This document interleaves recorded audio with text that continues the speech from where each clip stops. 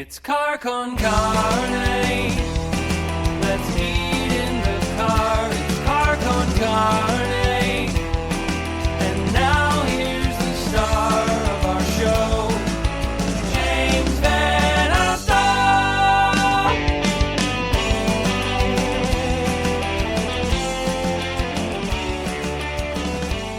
And welcome to Car Con Carne. I'm James VanOsdol. And as we're recording this, as we're doing this video stream live on a Wednesday night, on Hump Day, happy Hump Day, we are days away from the closing of voting for this year's Best of Chicago 2020, the annual poll done by the Honorable, the Venerable Chicago Reader. Car Con Carne up in two categories. It is up for Best Music Podcast. That's in the Music and Nightlife section. And Best Podcast Host, that's me, for City Life. Please vote. Again, voting closes, I think, Monday, if not Sunday night. Best of Chicago 2020, the Chicago Reader help support or continue to support local independent podcasts. My guest tonight is a local independent musician, part of a local independent band, part of the fantastic band Black Bolts. It is Henry joining us tonight. Hi, Henry. Hi. Thanks for having me on. We were talking right before we went on. Like, I feel like you've got this Zoom thing down. You sound good, and your room is so like you've got the perfect backdrop. You got the ukulele hanging there. You got the flying V. You got the lighting. I mean, you got this down. It took a little bit of work. I had to take a bulb out, but I think it's a good lighting situation. Before I had a very like Last Supper kind of glow behind me, so looks a lot better now, I think. It took me like 75 interviews to figure out how to do my lighting, and I'm still not there yet. But I was shrouded in darkness for the first 70, and someone's like, "Get a ring light." Then I bought a ring light off Amazon, but I wear glasses, so it just looked like I had googly eyes when I did it. Yeah. So, been there, man. Been there. Yeah, a year into the pandemic, I think I'm starting to get the hang of this. All right, so your band is Black Bolts. I said, Henry, in my description that I posted of this interview, I said, in our current music climate, the throwback, almost straightforward sounds of Black Bolts come off like a breath of fresh air. There's something so elemental about what you're doing, something so part of the history of rock and roll and rhythm and blues, that it sounds new and exciting in the present day. It's, what is old is new again. Yeah. I feel like it really started with like the 2000s too, when you heard bands like Black Keys, White Stripes, Sure. Even like if you want to go deeper, bands like the Von Bondies, all influenced by like the same stuff we like, the garage rock kind of thing. And I think I've read interviews about them saying like the Nuggets and the stuff from the 60s is what drove them to become the bands they are. And that's the stuff we like too. So yeah, we're all about that, man. We love that sound. And even acts today, a couple I can think off the top of my head are like Nathaniel Rateliff and the Night Sweats. Sure. I put him on that list. Saint something in the Broken Bones. Yeah. You know what I'm talking about? Yeah. So that kind of like throwback soul thing mixed with rock is kind of back a little bit, I think. And even St. in some Paul. of the bands. Thank you, St. Paul. I completely drew a blank the second you said it, but yes, absolutely. They're from Alabama. They're awesome. Right. But that's what I'm saying. I think that sound is coming back, and it works out because that's the kind of stuff we like to play and the kind of stuff we like to write. So we're all about that. Now, there are 6 guys in the band. That's a lot of people to have kind of aligned with the same musical taste and principle. Yeah, it works out because a lot of the guys in the band a lot of us have blues roots as well. We've played like one of our guitar players is his name's Matt Schuch, and he's a very great guitar player, has his own trio. He's played blues clubs and stuff, and I've played blues here and there. So we have like things in common, but then one of our other guitar players, he likes like hard rock. So it's like everybody's kind of got their own thing, you know, and it comes together to form whatever we are. Based on the way you sound, do you guys like going record shopping? Oh yeah. I had a feeling like digging through the crates, trying to find. Yeah. I would set aside like almost, I think like $100 a month and just go out. It was like, instead of Netflix or Amazon, that's like my thing, you know, and I'd go out to a record store and I'd cap myself at that hundo. Like, don't go over that. Just buy, you know, this is it for the month. and you do the thing where you're kind of standing to the side of the register, looking at what you have, trying to calculate in your head. I do the same thing because I've got my own budget. I'm like, okay, which one goes back in the store? I'm not keeping this one. Oh, I can keep this one. Well, I can spend another $10. I mean, what's $10? I do that every weekend pretty much. Oh yeah, and I feel like when when I'm buying albums, it's always like I'll get like five really like decent ones, or like two really cool ones that are like uber expensive. You know what I mean? That are Totally. like a like a Frank Zappa or something that's like $50, and it's like, all right, well, it's either these two or those five, and that's what I got to decide with. But yeah, My new thing is I'm buying soundtracks because I do a lot of work. I do all my work from home. And during the day, sometimes having vocals in the background can be distracting. So I've been listening to like scores and soundtracks on vinyl. oh That's yeah, kind of cool. that's a great idea. Or like Danny Elfman, that kind of stuff, just something you can Totally. throw on. Or yeah, I was dig listening that. to the John Williams score of Close Encounters of the Third Kind today. Like, that's kind of big and epic and awesome as I'm hammering away on web stuff. That was amazing. Anyways, let's talk about Black Bolts. My first burning obvious question, and you have to know this is just who I am. Was the name inspired? I never ask bands where they got their name, except I have to with you. Was the name inspired in any way by Black Bolt, the leader of the Inhumans from Marvel Comics? Yeah, actually, it kind of was. So me and one of the guitar players are also huge Kiss fans. We don't talk about it. We kind of keep it under wraps, but I figure now's the time to out it, right? Oh, yeah. But Gene Simmons got his inspiration for his costume from Black Bolt. The greatest costume in comics history. Right. Designed by Jack Kirby. It's awesome. Right. And Gene's got that same thing with that. And we were like, oh, we love the idea. And there's so much you can do like logo wise with Black Bolts, you know, it's like it's simple color and it's a nice alliteration there, you know, but yeah, it's based on the character. Right, there we go. Yeah, there he is. Yeah. Well, all right. I'm glad we got that out of the way. That was important. So after 2 years away, Black Bolts, you returned with Have Not, which is on this new EP. You can also hear it this coming Sunday night on my radio show, Demo 312. How did working together on new music happen? How did you pull that off over the past year? Oh, yeah. So that was really hard. Oh, I'll start from the beginning here. So beginning of 2020, I'll start way before that. We've always been a band that like we'll get together once a year, record an album, and then like kind of play a couple shows, maybe do a fest or two, like Homegrown and Lyle, you know, Aaron Williams does. So we'll do like that. And then we just kind of go our separate ways. And then beginning of 2020, we were like, why don't we actually try and just make, you know, a couple albums this year, play as many shows as we want, and just see this thing 100%. And we picked the worst year to do that, in case you hadn't heard.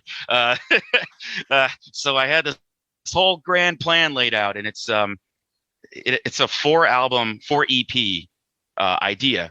Being we have an album come out in beginning of the year, spring, summer, and fall/winter. Just like 4 song EPs throughout the entire year. As opposed to one big album. You know, I mean, that way we're releasing every couple of months. And it was all great. I'm like, yeah, we'll start in 2020. And then everything happened and we didn't practice or see each other for 6 to 7 months. Yeah.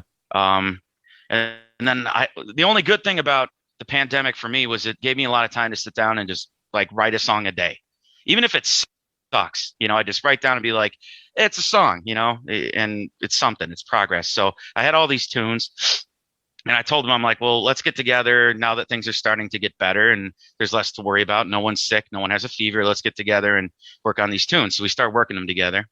And then I set a date to record. I was like, we'll get this first EP done and we'll put it out first week of January of 2021. I was all excited and ready to go. And then just 2020 struck, you know, again. Oh, yeah. And my bass player we had so many guys in the band that just like they had to take 14 days because they thought they might have it. They got tested, that kind of stuff constantly. It was like whack-a-mole with the problems. Like it was like every time I took care of something else popped up, you know, and it felt cursed to me. Like I'm like, is this ever going to happen? Are we ever going to do 4 songs? And then we ended up pushing the release date back from January to February.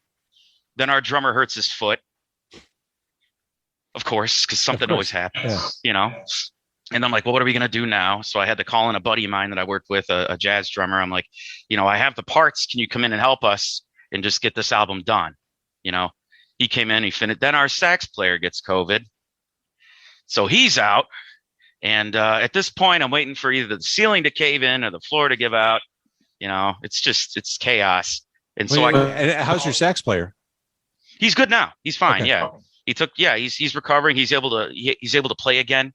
I was going to say, like of all the instruments, Oh yeah. Yeah. It took him, I think, about a 20-day recovery before he finally felt Sure. like he could start practicing. And the real bummer for me is these guys put in work on, we make demos at our house, before we take it to the studio. So we know what we're going to be doing.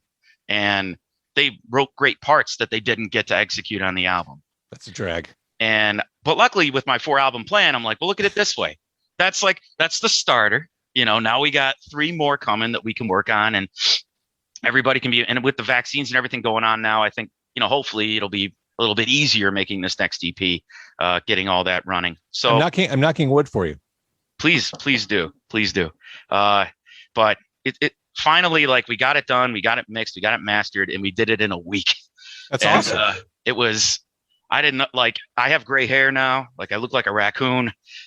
It was, Cry me a river. it was a rough, yeah, sorry, man.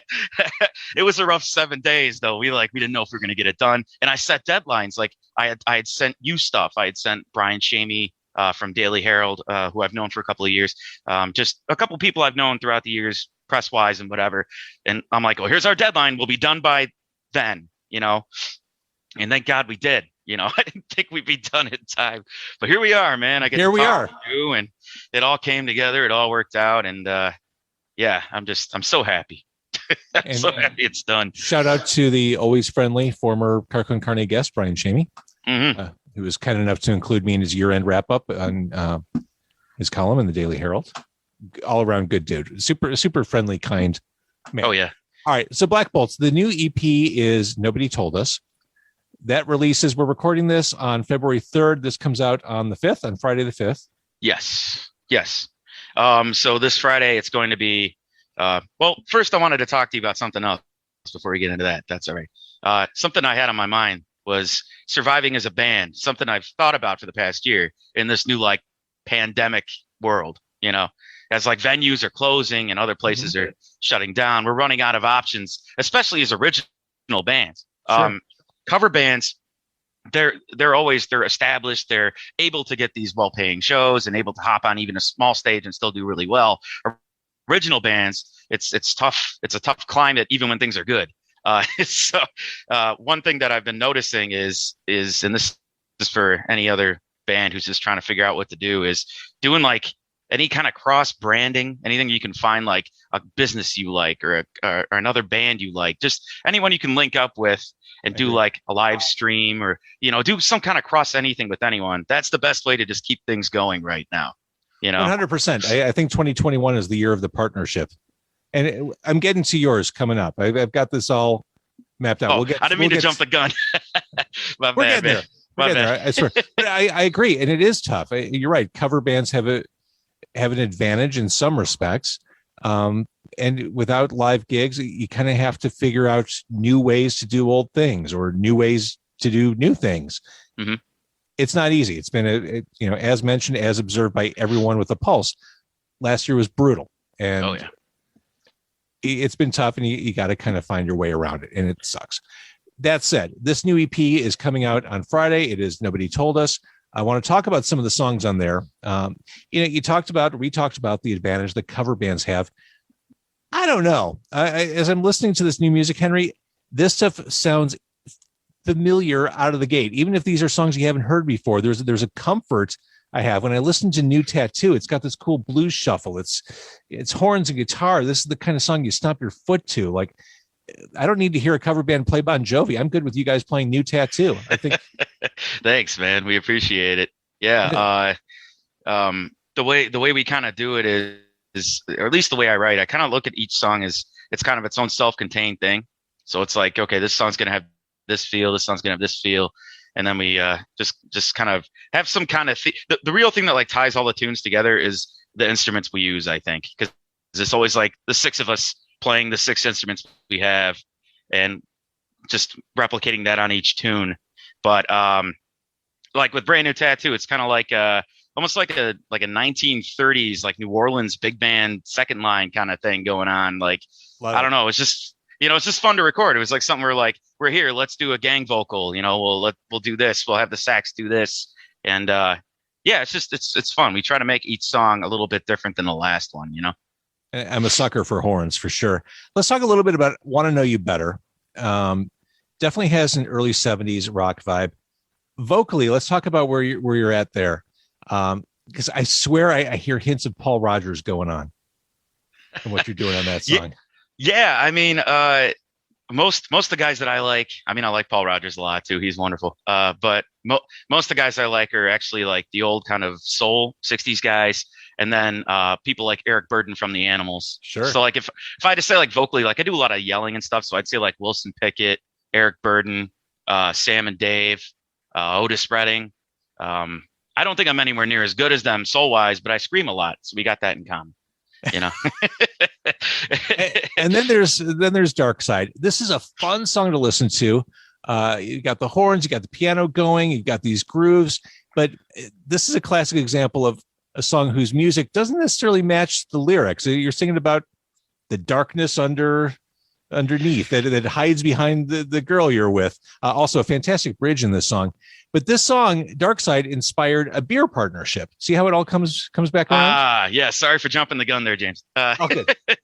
But yeah, so for a long time, we played at this place called Wolf Den Brewing. Shout out to Wolf Den and Bloomingdale. They're wonderful. That was a place I was working on doing a Car Con Carne there. Because back in the old days, back before 2020, I used to do this in my car every week, and I'd go visit places. I had plans to go to Wolf Den to do a Car Con Carne. I've heard nothing but good things about it. Oh yeah, it's wonderful, man. The beers are so good. And so what happened was they started hiring us kind of every month as like a house band almost. We would play there, and they loved our originals. So we were able to like play our originals and do the covers, which you always want a venue that likes both, you know. Absolutely. And our friend Matt, or our guitar player Matt Shukin, he plays solo. He's a solo guy also. And he was playing there, and they went, "Hey, why don't you have the Bolts come in when you guys do your CD release? We'll brew a beer to coincide with it."